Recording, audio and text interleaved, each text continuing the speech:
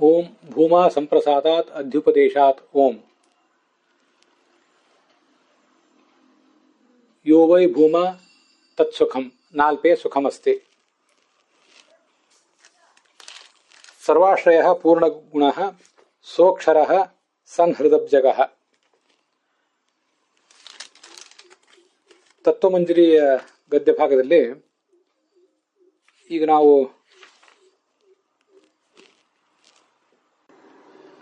104ನೇ ಗದ್ಯ ಭಾಗ ಇದು. ಭೂಮಾ ಸಂಪ್ರಸಾದಾತ್ ಇತ್ಯಾದಿ ಸೂತ್ರದ್ವಯ ಭೂಮಾಧಿಕರಣ ಪ್ರಾರಂಭ ಆಗಿದೆ. ಅದು ಯಾಕೆ ಪ್ರಾರಂಭ ಆಗಿದೆ ಅನ್ನೋದನ್ನ ಈ ಹಿಂದೆ ನೋಡಿದ್ವಿ. ಅದರ ಅರ್ಥವನ್ನ ಈಗ ನಾವು ನೋಡಬೇಕು. ತದರ್ಥ ರಾಘವೇಂದ್ರ ಸ್ವಾಮಿ ಹೇಳ್ತಾರೆ, ಪೂರ್ಣಗುಣ ಎಂಬ ಶಬ್ದದಿಂದ ಆಚಾರ್ಯರು ಅಣುಭಾಷ್ಯದಲ್ಲಿ ಆ ಭೂಮಾಧಿಕರಣದ ಸಾರವನ್ನು ಗ್ರಹಿಸಿದ್ದಾರೆ. ಪೂರ್ವೋತ್ ಅನುಷಂಗ, ಹಿಂದಿನಂತೆ ವಾಕ್ಯದ ಜೋಡಣೆ ಮಾಡ್ಕೋಬೇಕು. ಯೋವೈ ಭೂಮಾ ತತ್ಸುಖಂ ಎಂಬ ಛಾಂದೋಗ್ಯ ಉಪನಿಷತ್ತಿನಲ್ಲಿ ಭೂಮ ಶಬ್ದದಿಂದ ಹೇಳಲ್ಪಟ್ಟಂತಹ ಪೂರ್ಣಗುಣನಾದವನು ಯಾರು ಅಂದ್ರೆ ಸಹ ಪ್ರಾಕ್ ಪೂರ್ಣಾನಂದತ್ವೇನ ಉಕ್ತ. ಹಿಂದಿನ ಅಧಿಕರಣಗಳಲ್ಲಿ ಪೂರ್ಣಾನಂದ ಅಂತ ನಾವು ಯಾರನ್ನು ಹೇಳಿದ್ವಲ್ಲ, ಆ ಪೂರ್ಣಾನಂದನಾದವನೇ ಇಲ್ಲೂ ಕೂಡ ಪೂರ್ಣಗುಣ ಎಂಬುದಾಗಿ ಹೇಳಲ್ಪಟ್ಟಿದ್ದಾನೆ ಅಂತ ಅದರ ಒಟ್ಟು ತಾತ್ಪರ್ಯ. ಏಕಃ ಜನಾರ್ದನ, ಅದೇ ಏಕೈಕನಾದ ಏಕದೇವನಾದ ಜನಾರ್ದನನೇ ಹಿಂದೆ ಪೂರ್ಣಾನಂದೋಂತರ ಖವತ್ ಇತ್ಯಾದಿ ಕಡೆಗಳಲ್ಲಿ ಪೂರ್ಣಾನಂದ ಆನಂದಮಯ ಅಂತ ಹೇಳಲ್ಪಟ್ಟಿದ್ದಾನೆ. ಈಗ ಅವನನ್ನೇ ಭೂಮ ಅಂತ ಕೂಡ ಹೇಳಿದ್ದಾರೆ ಅಂತಿಷ್ಟು ತಾತ್ಪರ್ಯ. ತಸ್ಮಾತ್ ಪ್ರಾಣೋತ್ಕ್ರಮಣೇನ ವಿಷ್ಣುರ್ವಾವ ದೇವೇಭ್ಯೋ ಭೂಯಾನ್ ಇತಿ ಸಮಾಖ್ಯಯಾಚ ತತ್ರ ಅನ್ಯತ್ರ ಚ ವಾಚಕತ್ವೇನ ಪ್ರತೀತೈಃ ಭೂಮಸುಖ ಪ್ರಾಣಾದಿ ಸರ್ವಶಬ್ದೈಃ ಮುಖ್ಯತಃ ಜನಾರ್ದನ ಏವ ವಾಚ್ಯಃ ನತು ಮುಖ್ಯ ಪ್ರಾಣಃ ಅಂತ ಅದರ ತಾತ್ಪರ್ಯ. ಈಗ ವಿಷ್ಣುರ್ವಾವ ದೇವೇಭ್ಯೋ ಭೂಯಾನ್ ಅಂತ ಒಂದು ವೇದವಾಕ್ಯವನ್ನ ರಾಘವೇಂದ್ರ ಸ್ವಾಮಿಗಳು ಉದ್ಧರಿಸಿದ್ದಾರೆ. ವಸ್ತುತಃ ಅದು ವಿಷ್ಣುರ್ವಾವ ಅಂತಿಲ್ಲ. ನಮಗೆ ಸರ್ವಮೂಲದಲ್ಲಿ ಅದನ್ನು ಹುಡುಕಿದಾಗ ವಿಷ್ಣುರ್ವಾವ ಅಂತ ಸಿಗಲಿಲ್ಲ. ಅದು ವಿಷ್ಣುರ್ವೈ ದೇವೇಭ್ಯೋ ಭೂಯಾನ್ ತಸ್ಮಾತ್ ಭೂಯಾನ್ ನಾಮ ಅಂತ ನ್ಯಾಯ ವಿವರಣದಲ್ಲಿ ಸಿಕ್ಕಿದೆ. ನ್ಯಾಯ ವಿವರಣದಲ್ಲೂ ಕೂಡ ಇದೇ ರೀತಿಯ ಇದೇ ಅಧಿಕರಣದ ಚಿಂತನವೇ ಅಲ್ಲೂ ನಡೆದಿರೋದು. ಆ ಪ್ರಸಂಗದಲ್ಲಿ ಬಂದಿರುವಂತಹ ಮಾತಿದು. ಆದ್ದರಿಂದ ವಿಷ್ಣುರ್ವಾವ ಅಂತ ಅನ್ನೋದನ್ನ ವಿಷ್ಣುರ್ವೈ ಅಂತ ಹೀಗೆ ತಿದ್ಕೊಳ್ಳೋದು ಉಚಿತ. ಬೇರೆ ಕಡೆ ಅದರಲ್ಲಿ ನಮಗೆ ಕಂಡು ಬಂದಿಲ್ಲ. ಆದ್ದರಿಂದ ಪ್ರಾಣೋವಾ ಆಶಾಯ ಭೂಯಾನ್ ವಿಷ್ಣುರ್ವೈ ದೇವೇಭ್ಯೋ ಭೂಯಾನ್ ತಸ್ಮಾತ್ ಭೂಯಾನ್ ನಾಮ ಇತ್ಯಾದೇಹ ಭೂಮ ಶಬ್ದ ಅಜ್ಞಾನಾಂ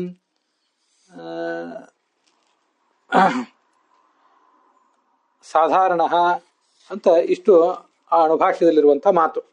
ಪ್ರಾಣೋವಾ ಆಶಾಯ ಭೂಯಾನ್ ಅಂತ ಅನ್ನೋದು ಮುಖ್ಯ ಪ್ರಾಣದೇವ ಭಾರತಿಗಿಂತ ಶ್ರೇಷ್ಠ ಅನ್ನೋ ಶಬ್ದವನ್ನು ತಿಳಿಸ್ತದೆ.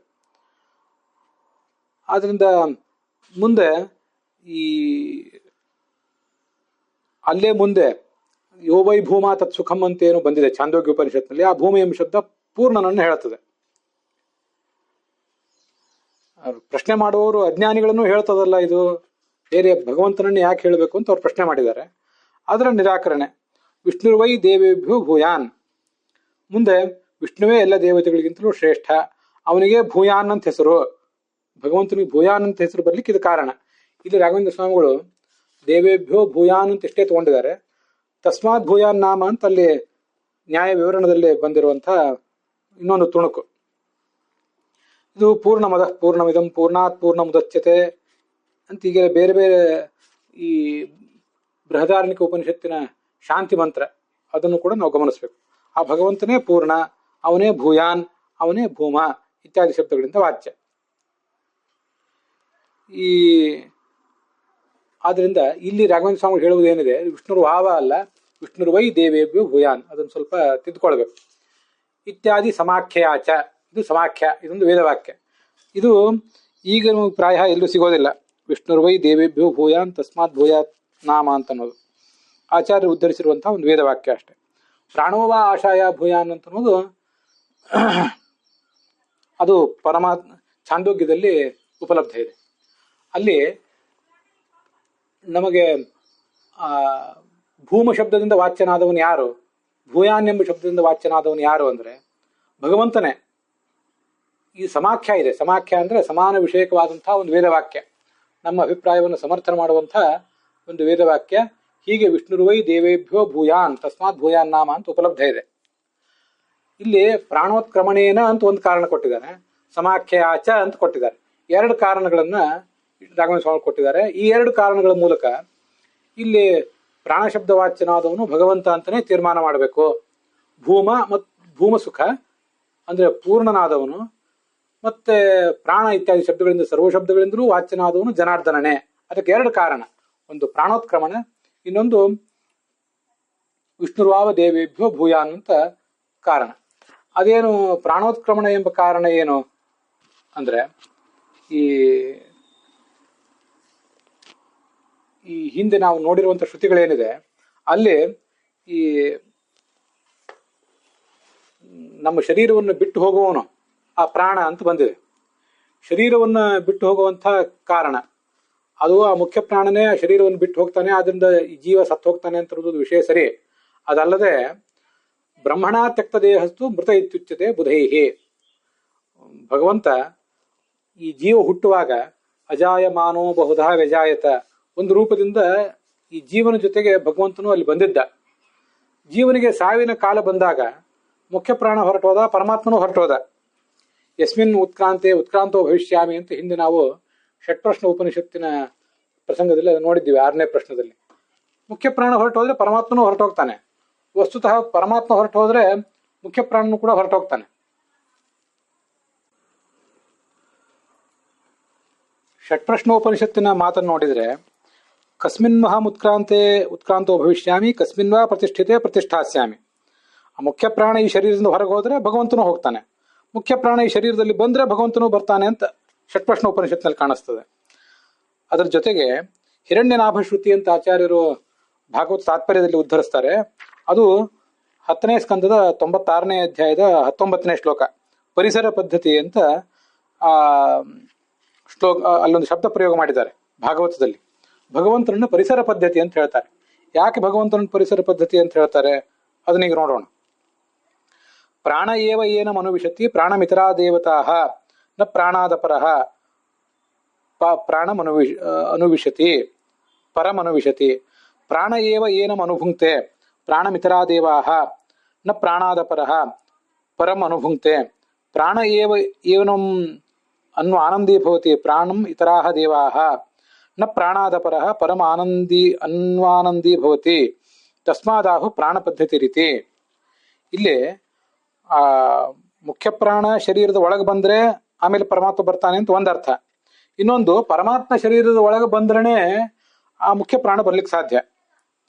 ಈಗ ನಮ್ಮ ಜೀವನ, ನಮ್ಮ ಹುಟ್ಟು ಸಾವು ಹೇಗೆ ಮುಖ್ಯ ಪ್ರಾಣನ ಅಧೀನನೋ, ಆ ಮುಖ್ಯ ಪ್ರಾಣನ ಹುಟ್ಟು ಸಾವು ಆತ ನಮ್ಮ ಶರೀರದಲ್ಲಿ ಬರುವುದು ಎಲ್ಲವೂ ಕೂಡ ಪರಮಾತ್ಮನ ಅಧೀನ. ಆದ್ರಿಂದ ಷಟ್ಪ್ರಶ್ನ ಉಪನಿಷತ್ತು ಹೇಳುವಂತೆ ಮುಖ್ಯ ಪ್ರಾಣ ಇದ್ರೆ ಪರಮಾತ್ಮ ಇರ್ತಾನೆ, ಮುಖ್ಯ ಪ್ರಾಣ ಹೋದ್ರೆ ಪರಮಾತ್ಮ ಹೋಗ್ತಾನೆ.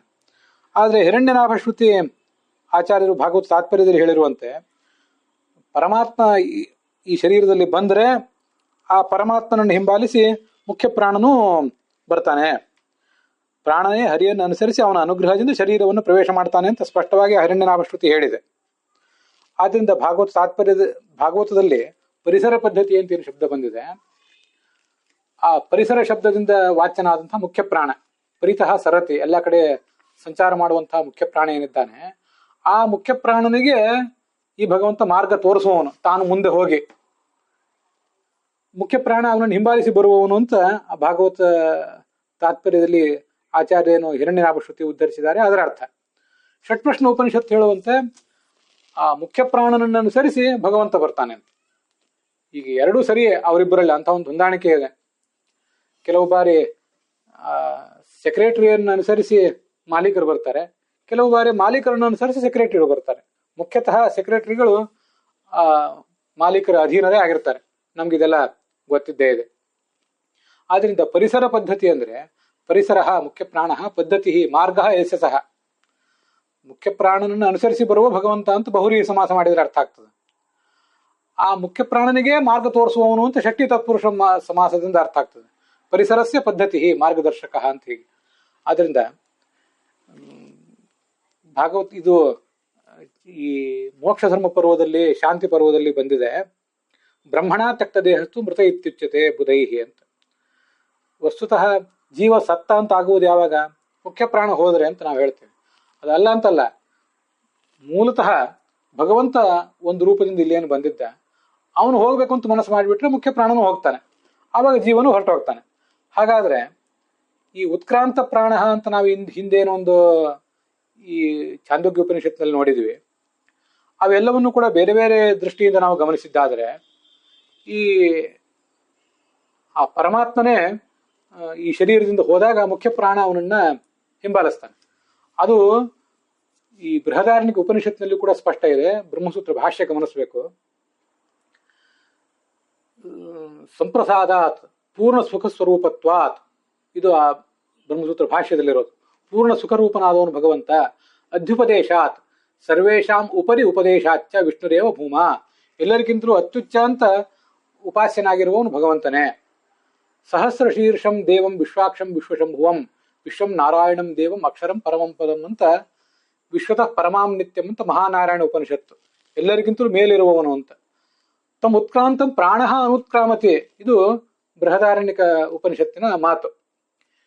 ನಿಮಗೆ ಛಾಂದೋಗ್ಯ ಉಪನಿಷತ್ತಿನ ಮಾತನ್ನು ನೋಡಿದ್ರೆ ಉತ್ಕ್ರಾಂತ ಪ್ರಾಣಾನ್, ಮುಖ್ಯ ಪ್ರಾಣ ಹೊರಟೋದಾಗ ಇವರೆಲ್ಲರೂ ಹೊರಟೋಗ್ತಾರೆ, ಜೀವ ಸತ್ತೋಗ್ತಾನೆ ಅಂತ ಅಲ್ಲಿ ಬಂದಿದೆ. ಅದಷ್ಟೇ ಅಲ್ಲ, ಈ ದೇಹದಿಂದ ವಿಷ್ಣು ಹೊರಟು ಹೋದಾಗ ಅವನನ್ನು ಅನುಸರಿಸಿ ಮುಖ್ಯ ಪ್ರಾಣ ಹೋಗ್ತಾನೆ ಅಂತ ಬೃಹದಾರಣ್ಯಕ ಉಪನಿಷತ್ತು ಹೇಳಿದೆ. ತಮ್ಮ ಉತ್ಕ್ರಾಂತ ಪ್ರಾಣಂ ಪ್ರಾಣ ಅನುತ್ಕ್ರಾಮತೆ ಅಂತ 6ನೇ ಅಧ್ಯಾಯದ ಬೃಹದಾರಣ್ಯಕ ಉಪನಿಷತ್ತಿನ 6ನೇ ಅಧ್ಯಾಯದ 4ನೇ ಖಂಡ ಅಥವಾ ಭಾಗ, ಅಲ್ಲಿ 2ನೇ ಮಂತ್ರ ಅದು. ಆದ್ರಿಂದ ಮೂಲತಃ ಈ ಶರೀರದಿಂದ ಪ್ರಾಣ ಹೋಗುವುದು ಅಂದ್ರೆ ಪರಮಾತ್ಮ ಹೋಗುವುದು, ಅದಾದ ಬಳಿಕ ಮುಖ್ಯ ಪ್ರಾಣ ಹೋಗುವುದು, ಅದಾದ ಬಳಿಕ ಜೀವ ಹೋಗುವುದು. ಆದ್ರಿಂದ ಛಾಂದೋಗ್ಯ ಉಪನಿಷತ್ತನ್ನು ಬೃಹದಾರಣ್ಯಕ ಉಪನಿಷತ್ತನ್ನು ಒಟ್ಟಿಗೆ ಇಟ್ಕೊಂಡು ನೋಡಿದಾಗ ಪ್ರಾಣೋತ್ಕ್ರಮಣ ಆಗುವುದು ಅಂದ್ರೆ ಮಹಾಪ್ರಾಣನಾದ ಭಗವಂತ ಹೋಗುವುದು ಅಂತಾನೆ ಅರ್ಥ. ಅದನ್ನೇ ಪ್ರಾಣೋತ್ಕ್ರಮಣೇನ ಅಂತ ರಾಘವೇಂದ್ರ ಸ್ವಾಮಿಗಳು ಹೇಳಿದ್ದಾರೆ. ಮತ್ತೆ ವಿಷ್ಣುರ್ವಾವ ದೇವೇಭ್ಯೋ ಭೂಯಾನ್ ಇತಿ ಸಮಾಖ್ಯಯಾಚ, ಇದು ನ್ಯಾಯ ವಿವರಣದಲ್ಲಿ ಬಂದಿರುವಂತಹ ಸಮಾಖ್ಯ. ಇವೆರಡನ್ನೂ ನಾವು ಸಮರ್ಥಕವಾಗಿ ತಗೊಳ್ಬೇಕು.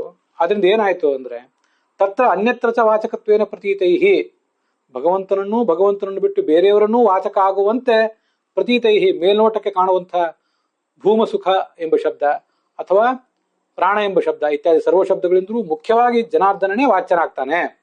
ನತು ಮುಖ್ಯ ಪ್ರಾಣ ಅಂತ ಸ್ಪಷ್ಟ ಆಗ್ತದೆ. ಜನಾರ್ದನ ಎಂಬ ಶಬ್ದದಿಂದ ಇಲ್ಲಿ ಜನ ಅಂದ್ರೆ ಈ ದೇಹದಲ್ಲಿ ಬದುಕಿರುವಂತಹ ಜನ, ನಾವು, ನಮ್ಮನ್ನು ಅವನು ಸಾಯಿಸ್ತಾನೆ ತಾನು ಹೋಗುವ ಮೂಲಕ. ಮತ್ತೆ ಜನ ಅಂದ್ರೆ ಮುಖ್ಯ ಪ್ರಾಣ, ಅವನನ್ನು ಕೂಡ ಅರ್ಧನ ಈ ಶರೀರವನ್ನ ಬಿಟ್ಟು ಹೋಗುವಂತೆ ಮಾಡ್ತಾನೆ. ಆದ್ರಿಂದ ಜನಾರ್ದನ ಎಂಬ ಶಬ್ದದಿಂದ ಆಚಾರ್ಯರು ಅದನ್ನ ಅಣುಭಾಷ್ಯದಲ್ಲಿ ಹೇಳಿದ್ದಾರೆ. ಹೀಗೆ ಬೃಹದಾರಣ್ಯಕ ಭಾಷ್ಯ, ಛಾಂದೋಗ್ಯ ಮತ್ತೆ ಭಾಗವತ ತಾತ್ಪರ್ಯದಲ್ಲಿ ಬಂದಿರುವಂತಹ ಈ ಹಿರಣ್ಯನಾಭ ಶ್ರುತಿ, ಇದೆಲ್ಲವನ್ನೂ ಗಮನಿಸಿದರೆ ಶರೀರದಿಂದ ಮೊದಲು ಹೋಗ್ಲಿಕ್ಕೆ ಸಿದ್ಧನಾಗುವವನು ಪರಮಾತ್ಮ. ಅವನನ್ನು ಹಿಂಬಾಲಿಸಿ ಮುಖ್ಯ ಪ್ರಾಣ ಹೋಗ್ತಾನೆ, ಅವ ಹೋದ್ರೇನೆ ಜೀವ ಹೋಗ್ತಾನೆ. ಆದ್ರಿಂದ ಪ್ರಾಣೋತ್ಕ್ರಮಣ ಅನ್ನೋದೇನಿದೆಯಲ್ಲ, ಅದು ಮುಖ್ಯ ಪ್ರಾಣನಿಗೆ ಸಂಬಂಧಪಟ್ಟದಕ್ಕಿಂತ ಹೆಚ್ಚಾಗಿ ಮಹಾಪ್ರಾಣನಾದ ಭಗವಂತನಿಗೆ ಸಂಬಂಧಪಟ್ಟದ್ದು. ಅದು ಒಂದು ಭಗವಂತನಿಗೆ ಸಲ್ಲುವ ಒಂದು ಕಾರಣ ಅದು. ಮತ್ತೆ ವಿಷ್ಣುರ್ವಾವ ದೇವೇಭ್ಯೋ ಇತ್ಯಾದಿ ಮಾತುಗಳಂತೂ ಈ ನ್ಯಾಯ ವಿವರಣದಲ್ಲಿವೆ. ಹಾಗೆ ಸಹಸ್ರ ಶೀರ್ಷಂ ದೇವಂ, ಇದೆಲ್ಲ ಮಹಾನಾರಾಯಣ ಉಪನಿಷತ್ತಿನಲ್ಲಿ ಕೂಡ ಆ ಭಗವಂತನೇ ಅತ್ಯಂತ ಶ್ರೇಷ್ಠ ಅನ್ನುವಂಥದ್ರ ವರ್ಣನೆ ಇದೆ. ಧರ್ಮೋಪಪತ್ತೇಶ್ಚ ಅಂತ ಮುಂದಿನ ಸೂತ್ರ ಬ್ರಹ್ಮಸೂತ್ರ ಭಾಷ್ಯದಲ್ಲಿ, ಸರ್ವಗತತ್ವಾದಿ ಧರ್ಮಗಳು ಉಪಪನ್ನ ಆಗುವುದು ಯಾರಿಗೆ? ಮುಖ್ಯ ಪ್ರಾಣನಿಗೆ ಉಪಪನ್ನ ಆಗ್ತದ? ಆಗೋದಿಲ್ಲ. ಅದೆಲ್ಲ ಸರ್ವಗತತ್ವಾದಿ ಧರ್ಮಗಳು ಹೊಂದುವುದು ವಿಷ್ಣುವಿನಲ್ಲಿಯೇ ಹೊರತು ಬೇರೆ ಯಾರಲ್ಲೂ ಕೂಡ ಇಲ್ಲ ಅಂತ ಆ ಸೂತ್ರವನ್ನು ಕೂಡ ನೋಡ್ಬೇಕು. ಹೀಗೆ ಭೂಮಾ ಸಂಪ್ರಸಾದಾತ್ ಅಧ್ಯುಪದೇಶಾತ್ ಅಂತ ಒಂದು ಸೂತ್ರ, ಧರ್ಮೋಪಪತ್ತೇಶ್ಚ ಅಂತ ಇನ್ನೊಂದು ಸೂತ್ರ, ಅವೆರಡೂ ಸೂತ್ರಗಳನ್ನು ಒಳಗೊಂಡಂತಹ ಒಂದು ಅಧಿಕರಣ ಇದು.